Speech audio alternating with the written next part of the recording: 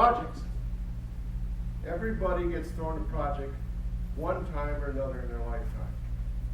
Tonight I'm going to talk about the 7 key habits of how to deliver a successful project. Now, while I'm going to draw on my experience in managing construction projects, these are applicable to all of you. Every project has to overcome obstacles. Could be the egos on your team, it could be regulations, it could be unrealistic schedules, whatever it is. Every project has to overcome issues. But every successful project leader is yourself, and it begins with you. I believe what Ronald Reagan said, the greatest leader is not necessarily the one that does the greatest things. The greatest leader is somebody who gets their people to do the greatest things. Wish we knew that in Washington. Habit number 1, begin with the end in mind. For the last 16 years, I've been managing my own company, KMI International. We've managed over $2 billion worth of construction projects globally. And the thing I focus my team on doing is looking towards the end of the project. What is the goal of the project? Make sure everybody buys into that. And as everybody comes into the team, we get them to focus on that. Habit number 2, be proactive. In 2000, our first project, major project that we had was the Ritz-Carlton St. Thomas, $60 million project that Marriott Vacation Club trusted us with. My project manager failed. He came back and reported problems. The owner doesn't want to hear about problems. They want to hear about how you're going to solve your problems. So the key thing I try to teach our teams is to look at the problems that potentially are ahead of you. Think of it as a chess match. What are the moves as you walk through a project? And try to foresee those problems and be ready to solve them. Habit number 3, put first things first. In 1980, I was fortunate enough to be on the Epcot project, building the Epcot Center, and I worked for Tishman. We had a boss who had a lot of cognition. Bill Gershman built the first Trade Center, World Center. He basically managed that whole project.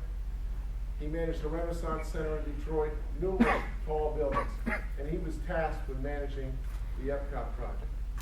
He taught me the first thing you need to understand is what's most critical in your projects, and it's the same for any of you.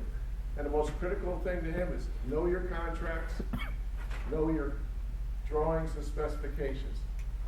Understand what they mean so you can build the project appropriately. So each and every one of you needs to think about first things first. 4, seek first to understand, then to be understood. In 2010, we had a big downturn in Central Florida construction. KMI had to keep growing, so we went even farther globally. One of our clients, Raytheon International, asked us to do a command and control center in Riyadh, Saudi Arabia. Beautiful place if you've never been there. The key thing to understand is you need to understand your team. Now, Indians, Pakistanis, Syrians, Iraqis, Jordanians, Palestinians, Egyptians, Yemenis, Saudis, they all had different backgrounds. All came at this thing in different ways. The key thing for me was to get to know them and try to explain the project to them, which took some time, but it was key to turn that project around.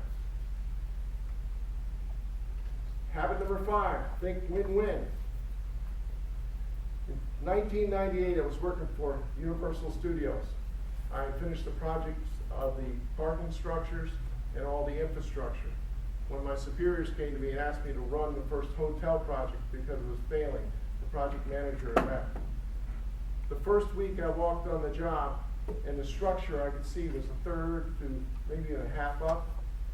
I talked about where the design was. The design was nowhere near complete. They were still making changes. If anybody knows anything about construction, when the design isn't complete and you've got a lot of things going on, it impacts the job. Well, the contractor was sending delay letters daily. But the biggest thing is the Universal team had a lot of infighting. They weren't coordinated. So I spent a lot of time sitting with them, bringing them together in the big team meetings and think, what's the goals of the project? How can everybody help each other? And that was the key thing, is to think win-win. And again, whether you're doing a speech contest, or you're doing a church, or you're doing your home, you gotta think about how you can make a win-win situation, get everybody working together. Habit number 6. You need to try to get your team to synergize. The synergy of a team working together is really critical. That lesson was hit home when I was 2 years out of college. I was working in Saudi Arabia for the first time on the Aptate project in Aramco. And they were building a school. The superintendent, I was assistant superintendent, the superintendent had a heart attack. Now, it's not like here in the States where you can automatically ship somebody in. So I took over. The first thing I did was I realized the gentleman was not much about getting out of the trailers. I moved the drawings and plans and specs right in the middle of the job.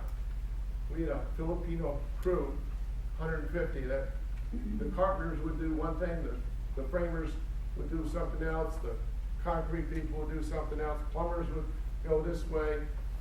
I got them all together in the mornings and at night. We constantly worked with them to start working together. And soon the plumbers helped motivate the carpenters helped motivate the finishers. Everybody started working together. When I took over the job, we were a month behind schedule. We turned it around and got it done on time.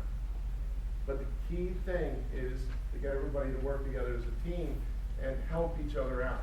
And to get that synergy going, 1 plus 1 plus 1 does not equal 3 members. It could equal 6 if everybody's working together. The 7th key habit is sharpen your saw. Take time to learn lessons learned from any of your projects, especially if you have to do them over and over again. In 2004, KMI launched into the aviation industry with Signature Flight. We've built about 30 facilities for them across the nation. Our first lead facility is this one in Boston. And we never built a lead facility before. And we never really worked in Boston, which was an interesting place. The Massport, which is the Massachusetts Port Authority that controls the airport, gave us direction. We had to use a Harvard architect. Now, the Harvard architect didn't care about Signature's budget, so we had to pull him in, and we constantly were adjusting around. But we were also building a lead building, which he really hadn't done a lot of lead buildings. So we went through the process of developing a detailed checklist, taking the lead checklist and actually telling everybody what to do. We pulled those into lessons learned for our team, and since that time we've delivered numerous lead projects across the United States. So, successful project leadership is within your grasp. But these are the key things. Begin with the end in mind. Get your team focused on what's the goal of the project. 2, be proactive. Think steps ahead. Look for issues and try to resolve those issues as they come up. 3, put first things first. Look for items that are out there that are critical and try to get those out of the way, try to understand those. 4, seek first to understand and then to be understood. Very critical. It doesn't matter whether you're overseas or you're here in the United States. Everybody wants to be understood. So make sure you understand them and then they'll understand you. 5, think win-win. Get everybody focused on the project. Everybody needs to help each other on the project. 6, synergize. The power of the team is much more than the collective group. And 7, sharpen your saw. Always continually learn and try to focus on learning from your previous projects. You too can be a successful project leader.